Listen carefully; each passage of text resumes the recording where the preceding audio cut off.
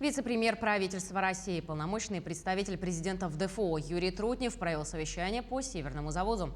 Сегодня Северным завозом обеспечивается снабжение 25 регионов страны. Завозится более 3 миллионов тонн грузов. Юрий Трутнев отметил, что прошлогодние изменения логистики и повышение нагрузки на транспортные компании привело к существенным задержкам реализации Северного завоза. Между тем, в этом году добавились такие факторы, как существенные изменения цен и увеличение стоимости кредитных ресурсов. В этой части нужно предпринять скоординированные меры, чтобы не допустить уменьшения устойчивости Северного завоза. Все продовольствие, необходимое людям, должно быть привезено в срок и с минимальной наценкой. Вообще, я вам честно совершенно скажу, что, обсуждая отдельно, вынося вопрос Северного завоза, я, скажем так, добиваюсь не только четкости работы в рамках Северного завода.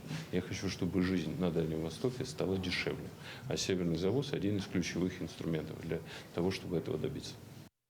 Между тем, за летнюю навигацию этого года в Якутию должны завезти 1 800 000 тонн различных грузов. Топливо, продовольствие и продукции технического назначения, отметил глава региона Айсан Николаев.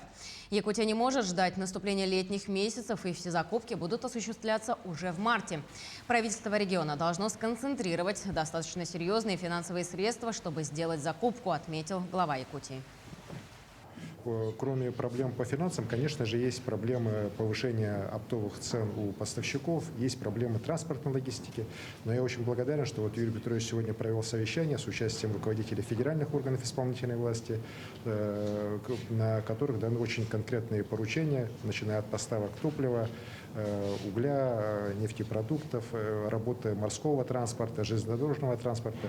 Поверьте, вот как раз это те вещи, решение которых позволит нам навигацию и вообще Северный завод в целом провести на высоком организационном уровне.